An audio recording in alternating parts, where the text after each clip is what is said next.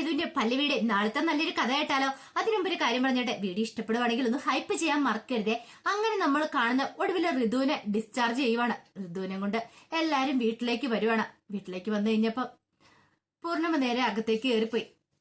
പിന്നീട് ബേബിയോട് ആദ്യമൊക്കെ തയ്യാറാക്കാൻ പറഞ്ഞു.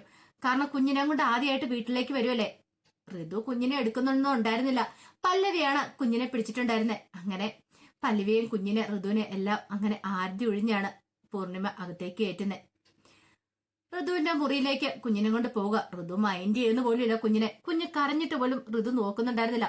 പാല് കൊടുക്കാനൊക്കെ ഋതുവിന് ഭയങ്കര മടിയായിരുന്നു. അങ്ങനെ കുഞ്ഞിനെ ഋതുവിന്റെ അടുത്ത് കൊണ്ടേ കിടത്തിയിട്ട് പല്ലവി പുറത്തേക്ക് വരുമ്പത്തേനും സേതു അവിടെ നിൽക്കുന്നുണ്ടായിരുന്നു. സേതു പല്ലവിയെ വിളിച്ചുകൊണ്ട് മുറിയിലേക്ക് പോയി. എന്നിട്ട് ചോദിച്ചു, എന്താ പല്ലവി നമ്മളിനി ചെയ്യണേന്ന് ചോദിച്ചു. എന്താ സേതു ഏട്ടാ? അല്ല, ഋതുവിന്റെ ഈ സ്വഭാവം ഇന്നല്ലെങ്കിൽ നാളെ മാറുമെന്ന് കരുതിയിട്ട് ഇപ്പോഴും അതിന്റെ ഒരു മാറ്റം വന്നിട്ടില്ലോ എന്ന് പറഞ്ഞു. സേതുവേട്ടൻ ധൈര്യമായിട്ടിരിക്കുക. അധികം വൈകാതെ അവൾക്ക് മാറ്റം ഉണ്ടാവും. അവളുടെ മനസ്സിലെ ടെൻഷൻ എന്താണെന്നറിയാലോ. ഇന്ദ്രൻ അവനാണ് അവളുടെ മനസ്സിലെ കരടെന്ന് പറഞ്ഞാല് അവനൊരു മാറ്റം ഉണ്ടാവാതെ അവൾക്ക് പെട്ടെന്നൊന്നും മാറ്റം ഉണ്ടാവുമെന്ന് തോന്നില്ല. അവൻ ആ കുഞ്ഞിനെ സ്നേഹിക്കണം. എങ്കിൽ മാത്രമേ അവൾ ആ കുഞ്ഞിനെ സ്നേഹിച്ചു തുടങ്ങുള്ളൂ. പിന്നെ കുഞ്ഞിന്റെ കരച്ചിലും ഇച്ചിരി കഴിയുമ്പത്തേനും കുഞ്ഞ് ചിരിക്കാനൊക്കെ തുടങ്ങി കഴിയുമ്പത്തേനും അവൾക്ക് മാറാതിരിക്കാൻ പറ്റില്ല സേതുവേട്ടാ. പിന്നെ അവൾക്ക് കുറച്ച് അസുഖങ്ങളും കാര്യങ്ങളൊക്കെ ഉള്ളല്ലേ, ഡിപ്രഷനൊക്കെ ഉള്ളല്ലേ. അപ്പൊ നമ്മൾ ആ നിലയ്ക്ക് വേണം നിൽക്കാനായിട്ട്. സാധാരണ ഒരാളുടെ പെരുമാറുന്ന പോലെ അവളോട് ഈ സമയത്ത് നമുക്ക് പെരുമാറാൻ പറ്റില്ല എന്ന് പറഞ്ഞു. അവളുടെ മനസ്സറിയാലോ, ഡോക്ടർ പ്രത്യേകം പറഞ്ഞിരിക്കുന്ന കാര്യങ്ങളൊക്കെ അല്ലേ. അതെല്ലാം കേട്ട് കഴിഞ്ഞപ്പോഴത്തേനും സേതു പറഞ്ഞു, എനിക്ക് മനസ്സിലാവുന്നുണ്ട്. പക്ഷെ എന്നാലും കുഞ്ഞിന്റെ കരച്ചിൽ കേൾക്കുമ്പോൾ സഹിക്കാൻ പറ്റുന്നില്ലെന്ന് പറഞ്ഞു. സാരമില്ല, ഞാൻ നോക്കിക്കോളാം സേതുവേട്ടാ. ഞാൻ അവളെ പൊന്നുപോലെ നോക്കിക്കോളാം. അവളെ കരയിക്കാതെ എന്നെ കൊണ്ട് പറ്റുന്ന രീതിയിൽ ഞാൻ നോക്കിക്കോളാം എന്ന് പറഞ്ഞു. പിന്നെ ഇവിടെ എല്ലാരും ഉണ്ടല്ലോ, അതുകൊണ്ട് ഇനി ഇപ്പൊ പേടിക്കേണ്ട കാര്യമൊന്നുമില്ല എന്ന് പറഞ്ഞു. ആ സമയത്ത് കുറുപ്പിന് നല്ല ടെൻഷനായിരുന്നു. എന്ത് ചെയ്യണം എന്നറിയത്തില്ല. കാരണം പഴയ കേസ് മാധവ മേനോന്റെ മരണത്തെക്കുറിച്ച് വീണ്ടും അന്വേഷണം തുടങ്ങിയിരിക്കുക. അതും SP ആണ്. ആനന്ദകുമാർ വിളിച്ചിട്ടാണ് ഈ കാര്യങ്ങൾ പറഞ്ഞിരിക്കുന്നത്. തനിക്കിതിനകത്ത് പങ്കുണ്ടെന്ന് പുറത്തറിഞ്ഞു കഴിഞ്ഞിട്ടുണ്ടെങ്കിൽ പിന്നെ എങ്ങനെയായിരിക്കും. അപ്പൊ കുറുപ്പാണ് ശരിക്കും ഇതിന്റെ പിന്നിൽ കളിച്ചിരിക്കുന്ന മുഴുവനും. അത് പ്രതാപൻ ഒരു തവണ പല്ലവിയോട് പറയുകയും ചെയ്തിട്ടുണ്ട്. പക്ഷെ പല്ലവി അത്ര കാര്യമായിട്ട് എടുത്തിട്ടൊന്നും ഉണ്ടായിരുന്നില്ല. അന്ന് പ്രതാപന് പറഞ്ഞപ്പോ പല്ലവി ഓർത്തെ അവൻ വെറുതെ മദ്യപിച്ചിട്ട് പറയുന്നതായിരിക്കുന്ന. പക്ഷെ ഇതിനകത്ത് കുറുപ്പ് ശരിക്കും കളിച്ച് സ്വത്തുക്കളൊക്കെ തട്ടിയെടുക്കാനൊക്കെ വേണ്ടിയിട്ടായിട്ട് കുറുപ്പ് കളിച്ചൊരു നാടകങ്ങളും കാര്യങ്ങളൊക്കെ ആയിരുന്നത്. അങ്ങനെ ഒടുവിൽ കുറുപ്പിന് ടെൻഷനായി. ഇനി എങ്ങാനും അന്വേഷിച്ച് അതിന്റെ ഉത്തരം കണ്ടെത്തിയിട്ടുണ്ടെങ്കിൽ മാധവമേനന്റെ മരണത്തിന് പിന്നിൽ ആരാന്ന് കണ്ടെത്തിയ തീർന്നു. അതോടുകൂടി ആകപ്പാടെ വല്ലാത്തൊരു ടെൻഷന് കുറുപ്പിനെ പിടികൂടുന്നുണ്ട്. അതിനു മുമ്പ് എന്തേലും ചെയ്യണം എന്നൊക്കെ ചില തീരുമാനങ്ങളൊക്കെ എടുക്കുന്നുണ്ട്. ഈ സമയത്ത് ലക്ഷ്മി ഒരു കാര്യം തീരുമാനിച്ചു.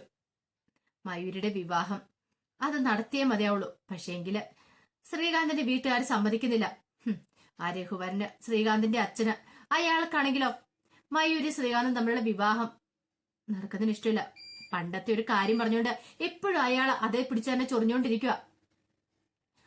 ഒരു പക്ഷെ ഇങ്ങനെ മുന്നോട്ട് പോയിട്ട് കാര്യമില്ലെന്ന് മനസ്സിലായി. അയാളെ കാണാൻ തന്നെ തീരുമാനിച്ചു. ഒടുവിൽ എന്ത് ചെയ്തു? അയാളെ കാണാനായിട്ട് ലക്ഷ്മിയമ്മ പോകുന്നുണ്ട്. വെറുതെ അല്ല പോകുന്നത്, കയ്യിലൊരു പിസ്റ്റളൊക്കെ ആയിട്ടാണ് പോകുന്നത്. ഒരു തോക്കൊക്കെ എടുത്തോണ്ടാ പോകുന്നത്. അങ്ങനെ ഒടുവില് അയാളെ പോയി കാണുവാണ്. അയാളെ കാണണമെന്ന് പറഞ്ഞിട്ടുണ്ടായിരുന്നു. അങ്ങനെ അയാളെ കണ്ട് സംസാരിക്കുന്ന സമയത്ത് ലക്ഷ്മിയമ്മ പറഞ്ഞു, നിങ്ങൾക്കറിയാലോ, നിങ്ങൾ അന്ന് എന്റെ വേണുവേട്ടനെ കൊല്ലാക്കോൽ ചെയ്ത് നടു റോഡിൽ ഉപേക്ഷിച്ചിട്ട് പോയതാ. അന്ന് ഞാനാണ് അവിടെ വന്ന് വേണുവേട്ടനെ രക്ഷിച്ചത്. ഇല്ലായിരുന്നെങ്കിൽ വേണുവേട്ടൻ ഇന്ന് ജീവനോടെ ഉണ്ടായിരിക്കില്ല. നിങ്ങൾ പറഞ്ഞല്ലോ ഏതോ ഒരു സ്ത്രീ വന്ന് ഓട്ടോറിക്ഷ കയറ്റിക്കൊണ്ട് പോയെന്ന്. ആ സ്ത്രീ ഞാനായിരുന്നു. പക്ഷെ ഒരു കാര്യം ഞാൻ പറഞ്ഞേക്കാം, ഇനി അതിന്റെ പേരിൽ വീണ്ടും പക പോക്കാനാ നിങ്ങൾ ഇറങ്ങി തിരിച്ചിരിക്കുന്നെങ്കിൽ നിങ്ങളെ ഞാൻ വെറുതെ വിടത്തില്ല. നിങ്ങളെ ഞാൻ ഷൂട്ട് ചെയ്യൂന്ന് പറഞ്ഞു. അതും പറഞ്ഞുകൊണ്ട് ലക്ഷ്മമ്മ കയ്യിലിരുന്ന തോക്ക് അയാളുടെ നെറ്റിയിലേക്ക് ചൂണ്ടുവാണ്. ഒരു നിമിഷം രഘുവരൻ ഞെട്ടിപ്പോയി. ഇത്രയ്ക്ക് പ്രതീക്ഷിച്ചിട്ടുണ്ടായിരുന്നില്ല. ലക്ഷ്മി വേണ്ടാന്ന് പറഞ്ഞു. വേണ്ടാന്നോ?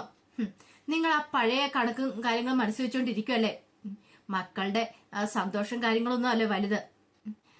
വേണ്ട, അതൊക്കെ പണ്ടേ മറന്നു കഴിഞ്ഞു. പക്ഷെ നിങ്ങൾക്കത് മറക്കാൻ പറ്റുന്നില്ലല്ലേ. അങ്ങനെയാണെങ്കിൽ എനിക്ക് ചില തീരുമാനങ്ങളൊക്കെ എടുക്കേണ്ടി വരുമെന്ന് പറഞ്ഞു. ലക്ഷ്മിയമ്മ ഇതെല്ലാം പറഞ്ഞു കഴിഞ്ഞപ്പോ രഘുവരൻ ആകപ്പാടെ പേടിച്ചുപോയി. ഒന്നും മേലാത്തൊരവസ്ഥയായിപ്പോയി. ലക്ഷ്മിയമ്മ പറയുന്ന മര്യാദയ്ക്ക് അനുസരിച്ചാൽ മതി.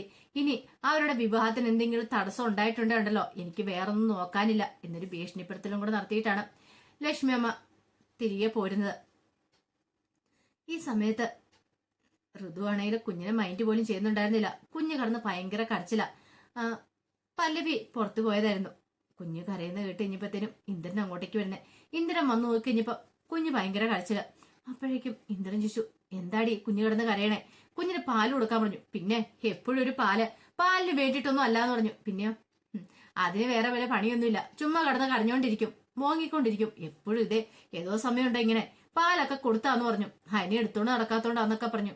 അത് കേട്ട് കഴിഞ്ഞപ്പോ ഇന്ദ്രൻ പറഞ്ഞു, എടി നിനക്ക് അതിനെ ഒന്ന് എടുത്താലോ? പിന്നെ എന്നെ കൂടാൻ പറ്റുമെന്നില്ല, ഞാൻ ഇപ്പൊ കുഞ്ഞിനെ പൊക്കി പിടിച്ചോണ്ട് നടക്കാൻ പോലെ, എനിക്ക് എന്നെ കാണുന്ന തന്നെ ഇഷ്ടമില്ല, പിന്നെ അതിനെ എടുത്തോണ്ട് നടക്കണേന്നൊക്കെ പറഞ്ഞു.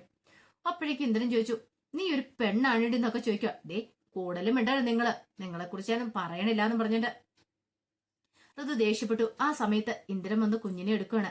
കുഞ്ഞിനെ എടുത്ത് കൊഞ്ചിക്കുമ്പോ സ്വിച്ച് ഇട്ട പോലെ കുഞ്ഞ് പെട്ടെന്ന് കരച്ചിലങ്ങോട്ട് നിർത്തി. ഇന്ദ്രന് തന്നെ അത്ഭുതം തോന്നിപ്പോയി. ഇന്ദ്രൻ കുഞ്ഞിനെ പെട്ടെന്ന് കൊഞ്ചിക്കുകയാണ്. തെക്കട് വാവേന്നൊക്കെ പറഞ്ഞ് കൊഞ്ചിക്കുകയാണ്. അതെല്ലാം ഋതു നോക്കുകയാണ്.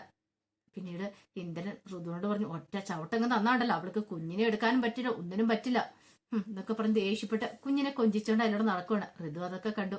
എന്തോ ഇന്ദ്രന് കുഞ്ഞിനോട് പ്രത്യേക ഒരു സ്നേഹവും ഇഷ്ടമൊക്കെ തോന്നി തുടങ്ങി. കുഞ്ഞിന്റെ കരച്ചിലും പിന്നെ കുഞ്ഞിനെ എടുത്ത് കഴിയുമ്പോഴത്തേനും അതിന് മുഖത്തേക്ക് നോക്കുമ്പോ പ്രത്യേക ഒരു വാത്സല്യമൊക്കെ ഇന്ദ്രന് തോന്നി. നേരത്തെ ഇങ്ങനെ ആയിരുന്നില്ല, പക്ഷെ പെട്ടെന്ന് ഒരച്ഛനായപ്പോ ഉണ്ടായ ഒരു മാറ്റങ്ങളും കാര്യങ്ങളൊക്കെ അതൊക്കെ ഇന്ദ്രനിൽ പ്രകടമായിരുന്നു. ആ സമയത്ത് വല്ലാത്ത ടെൻഷനിലായിരുന്നു വിശ്വം. എന്ത് ചെയ്യണമെന്ന് പോലും അറിയത്തില്ല.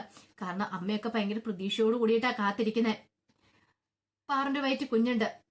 ഇനിയിപ്പം ഒരു 5-6 മാസത്തോടെ കഴിഞ്ഞു കഴിഞ്ഞിട്ടുണ്ടെങ്കിൽ അവള് പ്രസവിക്കും, അവളൊരു അമ്മയാവും. അപ്പൊ ആ ഒരു പ്രതീക്ഷയില ഇപ്പം ഇന്ദ്രന്റെ കുഞ്ഞിനെ കാണാൻ പോലും പോകാത്തെ. പക്ഷെ പാറിന്റെ വയറ്റിലുള്ള കുഞ്ഞ് ജനിക്കാൻ പോകുന്നില്ലെന്നുള്ള കാര്യം തനിക്കല്ലേ ആ സത്യങ്ങളൊക്കെ അറിയത്തുള്ളൂ.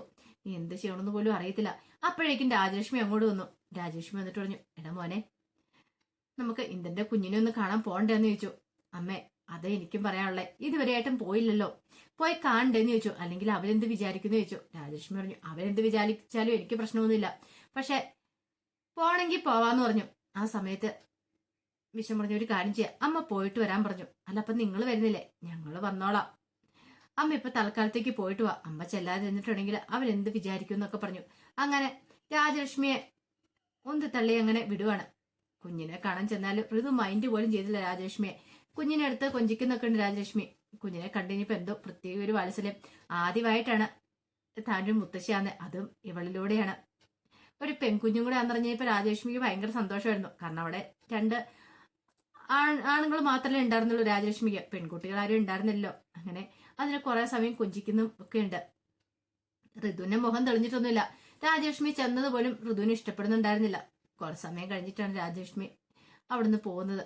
ഈ സമയത്ത് പല്ലവി എന്നിട്ട് ഋതുവിനെ ഉപദേശിക്കുന്നുണ്ട്. ഋതു, നീ നിന്റെ പഴയ സ്വഭാവം വെച്ചോണ്ടിരിക്കില്ല, കുറച്ചൊക്കെ ഒന്ന് മാറാൻ നോക്കണം. അറിയാലോ, സാധാരണ കുഞ്ഞു പറന്ന് കഴിയുമ്പോഴത്തേനും അമ്മമാർക്ക് കുറച്ച് മാറ്റങ്ങളൊക്കെ ഉണ്ടാകുന്ന, അമ്മമാര് കുഞ്ഞുങ്ങളെ സ്നേഹിക്കുന്ന. പക്ഷെ നീ ഇതുവരെയായിട്ടും ആ കുഞ്ഞിനെ ഒന്ന് എടുത്ത് നെഞ്ചോട് ചേർത്ത് പിടിക്കുന്ന കണ്ടിട്ടില്ലോ. വെറുതെ എന്തിനാ, നിന്റെ കുഞ്ഞല്ലേ എന്നൊക്കെ പറഞ്ഞ് ഉപദേശിക്കുന്നുണ്ട്. പക്ഷെ ഋതു ഒന്നും കേൾക്കാൻ കൂട്ടാക്കില്ല. ഋതുവിന് എന്ത് വന്നാലും വേണ്ടില്ല, തനിക്ക് കുഞ്ഞു വേണ്ട എന്നൊരു ചിന്തയൊക്കെ ആയിരുന്നു മനസ്സിൽ.